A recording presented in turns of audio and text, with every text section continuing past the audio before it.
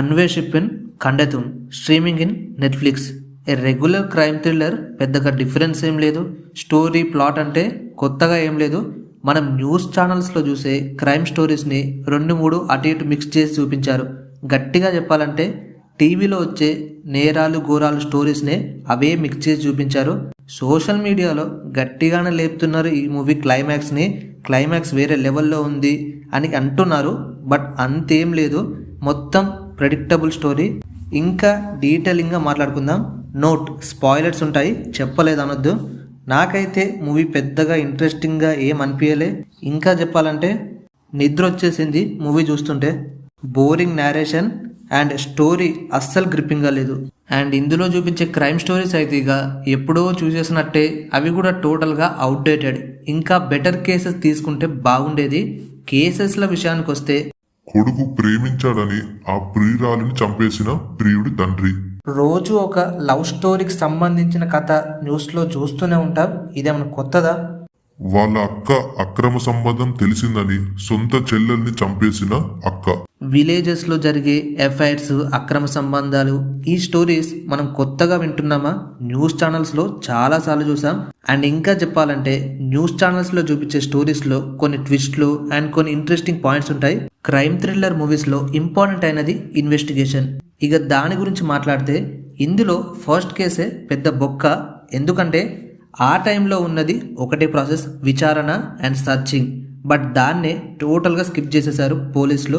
Sister, church ఫాదర్ని and వాళ్ళ ఇంటిని సెర్చ్ చేస్తే అయిపోయేది అనే థాట్ వస్తుంది. కాబట్టి ఫాదర్ ఇంట్లోకి ఎవరు వెళ్ళకూడదు.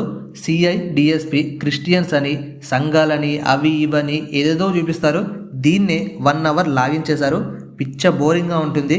అండ్ నెక్స్ట్ సెకండ్ హాఫ్లోని సెకండ్ కేసు గురించి మాట్లాడుకుందాం. ఈ కేస్ స్టార్టింగ్లో కొంచెం ఇంట్రెస్టింగ్గానే స్టార్ట్ అవుద్ది అండ్ క్యూరియాసిటీ కూడా బిల్డ్ అవుద్ది. 6 months ముందు ఈ కేసుని ఎవ్వరూ సాల్వ్ చేయలేకపోయారు.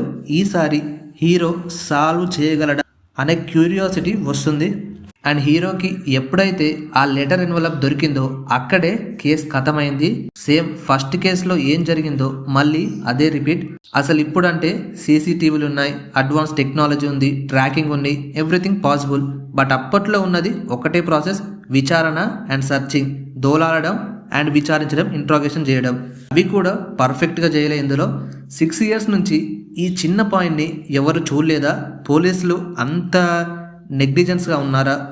ఎప్పుడో ఆ చనిపోయిన అమ్మాయి ఇంటిని సెర్చ్ చేస్తే కేసు అప్పుడే అయిపోయేది, ఇంత లాగే ఉండేది కాదు. ఓకే, హీరోనే ఆ ఎన్వలప్ తీయాలి అని అనుకుందాం. మరి తీసాక ఎందుకు వెయిటింగ్? ఎవరు చేశారో తెలుసు, వాళ్ళని ఇంటరాగేట్ అండ్ థర్డ్ డిగ్రీ చేసి అయిపోతుంది కదా. మళ్ళీ వాళ్ళ ఎక్స్ప్రెషన్స్ చూడడం ఇక్కడ పెద్ద లాగ్. ఇంకో ఫేక్ ప్లాన్ కూడా వేస్తారు.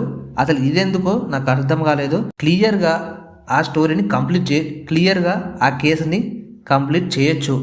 అండ్ ఆ ఫేక్ కేస్ని టోటల్గా వితౌట్ రీజన్తో క్లోజ్ చేస్తారు. ఒక క్లారిటీ ఉండదు. అసలు ఈ ఫేక్ ప్లాన్ ఎందుకు వేశారు? ఆ కొడుకుని అండ్ పోస్ట్ మ్యాన్ని క్లియర్గా ఇంటరాగేషన్ థర్డ్ డిగ్రీ చేస్తే సరిపోయేది కదా. ఆ ప్లాన్ వేయడం వల్లనే పోలీస్ ఆఫీసర్ చనిపోయాడు. ఈజీగా కంప్లీట్ అవుద్ది అనుకునే దాన్ని చాలా కాంప్లికేటెడ్గా చేశారు. బట్ అది వర్కౌట్ కాలే. నిజం తెలియగానే అరెస్ట్ చెయ్యడు, అదే పెద్ద మిస్టేక్. హీరో అరెస్ట్ చేయగానే చేతులకి బేడీలు వేయకుండా లాక్కొని వెళ్తాడు, అతను పారిపోతాడు.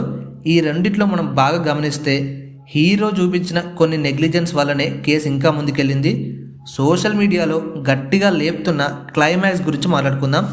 అసలు ఈ క్లైమాక్స్ ఎందుకంత ట్విస్టింగ్గా అనిపించింది? పోలీసులు కరెక్ట్గా వాళ్ళ పని చేయలేదు, అందుకే ఆ క్లైమాక్స్ అలా జరిగింది. కొత్తగా అందులో ట్విస్ట్ చూపించి అంతేం లేదు. మూవీ టీం అసలు ఏం ఆలోచించిందో ఆ సీన్ కోసం. స్టోరీ థ్రిల్లింగ్ అండ్ సస్పెన్స్గా ఉండాలని ఏదేదో చేశారు, చివరికి చెడమింగారు. ఫస్ట్ మిస్టేకే ఆ కేస్ సెలెక్షన్.